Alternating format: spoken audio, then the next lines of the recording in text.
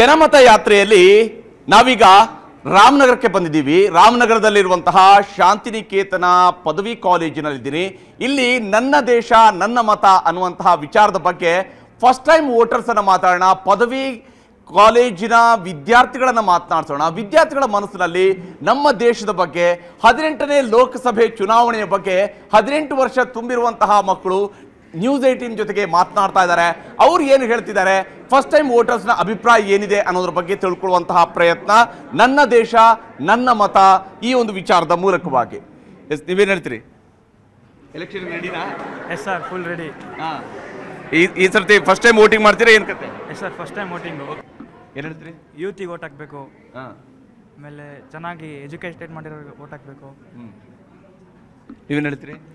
Sir, ಸಾಮಾಜಿಕ ಜ್ಞಾನ ಇರೋರು BJPಗೆ ವೋಟ್ ಹಾಕ್ತಾರೆ ಅಂತ ಹೇಳ್ತೀನಿ ಸರ್. ಅಷ್ಟೇ. ಅದೇ ಈಗ ನಾವು ನೋಡ್ಬೋದು, ಇವಾಗ ಕರೆಂಟ್ ಇಶ್ಯೂಸ್ ಏನೇನಿದೆ, ಕರೆಂಟ್ ಇಶ್ಯೂಸ್ ಯಾವ ಪಕ್ಷ ಏನೇನು ಮಾಡ್ತಿದೆ ಅನ್ನೋದು ನೋಡಿ ಒಬ್ಬ ಇಂಡಿಯನ್ ಸಿಟಿಸನ್ ಆಗಿ ಸೂಕ್ತವಾದ ಕ್ಯಾಂಡಿಡೇಟ್ಗೆ ವೋಟ್ ಮಾಡ್ತೀನಿ ಸರ್. ನೀವು ಒಬ್ಬ ಕ್ಯಾಂಡಿಡೇಟನ್ನು ಯಾವ ಆಧಾರದ ಮೇಲೆ ಜಡ್ಜ್ ಮಾಡ್ತೀರಿ?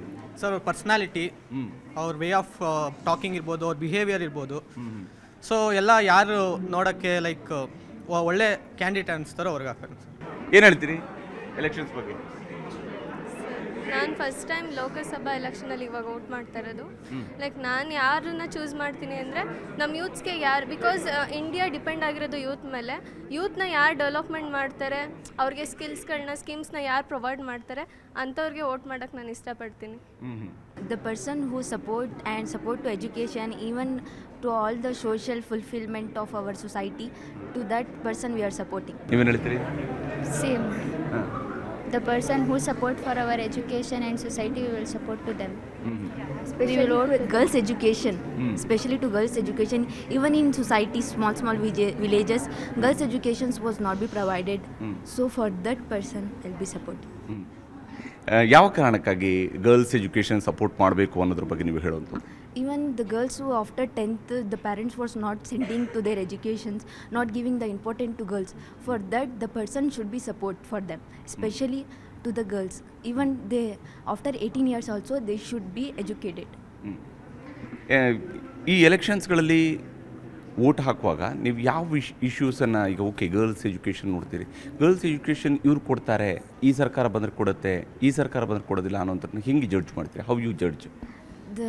The person personality, the way of talking, the way of behavior, and even the innocentness or common sense of a person, the way he spoke to girls and women, for that purpose we are judging. ನೀವೇನು ಹೇಳ್ತೀರಿ? ನಾವು voter ID ಬಂದಿಲ್ಲ. ಇಲ್ವಾ? Okay, ಯಾಕೆ ಇನ್ನು voter ID ಮಾಡಿಸಿಲ್ಲ? ಇವಾಗ 18 ಆಗಿರೋದು. ಇವಾಗ 18 ಆಗಿರೋದು. ಹೌದು, ಏಪ್ರಿಲ್ 1 ಒಳಗಡೆ 18 ಯಾರು ಆಗುತ್ತೆ ಅವ್ರಿಗೆಲ್ಲ ವೋಟಿಂಗ್ ಇದೆ, ಗೊತ್ತಿದೆಯಾ ಅದು? ನೀವೇನು ಹೇಳ್ತೀರಿ? ಸರ್, ನಮ್ಮ ಮತ ನಮ್ಮ ಹಕ್ಕು. ಇವಾಗ ನಾವು ವೋಟ್ ಮಾಡುವಾಗ ಎಲ್ಲರದ್ದು ಪರ್ಸ್ನಾಲಿಟಿ ನೋಡಿಕೊಂಡು ಇವಾಗ ಯಾವ ಥರ ಅವರು ನಮ್ಗೆ ಹೆಲ್ಪ್ ಮಾಡ್ತಿದ್ದಾರೆ, ಯಾವ ಥರ ಸಹಾಯ ಮಾಡ್ತಿದ್ದಾರೆ ಜನಕ್ಕೆ, ರೈತರಿಗೆ ಯಾವ ಥರ ಸಹಾಯ ಮಾಡ್ತಿದ್ದಾರೆ, ಇದ್ರ ಮೇಲೆ ಅವ್ರಿಗೆ ವೋಟ್ ಮಾಡಬೇಕು. ಇವಾಗ ಒಂದು ಸರ್ಕಾರ ನಾವು ಒಳ್ಳೆ ಲೀಡರ್ನ ಆಯ್ಕೆ ಮಾಡಬೇಕು. ಒಂದು ಸರ್ಕಾರ ಯಾವ ಥರ ನಮ್ಮ ಜನಗಳಿಗೆ ಹೆಲ್ಪ್ ಮಾಡ್ತಿದ್ದಾರೆ ಆ ಥರ ಇದ್ರ ಮೇಲೆ ವೋಟ್ ಮಾಡಬೇಕು. ಈಗ ಅಪ್ಪ ಅಮ್ಮ ಹೇಳಿದವ್ರಿಗೆ ವೋಟ್ ಹಾಕ್ತೀರಾ ಅಥವಾ ನಿಮ್ಮದೇ ಯೋಚನೆ ಮಾಡಿ ವೋಟ್ ಹಾಕ್ತೀರಾ? ಸರ್, ನಮ್ಮ ಮತ ನಮ್ಮ ಹಕ್ಕು. ಸರ್ ನನ್ನ ಒಳ್ಳೆ ಲೀಡರ್ನ ಆಯ್ಕೆ ಮಾಡಬೇಕು. ಸೊ ಅದಕ್ಕೆ ನನ್ನ ಇಂಟೆನ್ಷನಿಂದ ವೋಟ್ ಹಾಕ್ತೀನಿ. ಅಂದರೆ ಗೌಪ್ಯತೆಯಿಂದಲೇ ವೋಟ್ ಹಾಕ್ತೀರಿ? ಹೌದು. ಕನ್ನಡಿಗರ ಮೆಚ್ಚಿನ ನಿಮ್ಮ ನ್ಯೂಸ್ 18 ಕನ್ನಡ ಈಗ ವಾಟ್ಸ್ಆಪ್ನಲ್ಲಿಯೂ ಲಭ್ಯ. ಕರ್ನಾಟಕ ಮತ್ತು ದೇಶ ವಿದೇಶದ 360 ಡಿಗ್ರಿ ಸುದ್ದಿ ವಿವರವನ್ನ ನೀವು ನಿಮ್ಮ ಕೈ ಬೆರಳುಗಳಲ್ಲಿಯೇ ಪಡೆಯೋದಿಕ್ಕೆ ಈ QR ಕೋಡ್ ಅನ್ನ ಸ್ಕ್ಯಾನ್ ಮಾಡಿ. ನಮ್ಮ ಚಾನೆಲ್ ಅನ್ನ ಫಾಲೋ ಮಾಡಿ, ನೋಟಿಫಿಕೇಶನ್ ಆನ್ ಮಾಡಿ.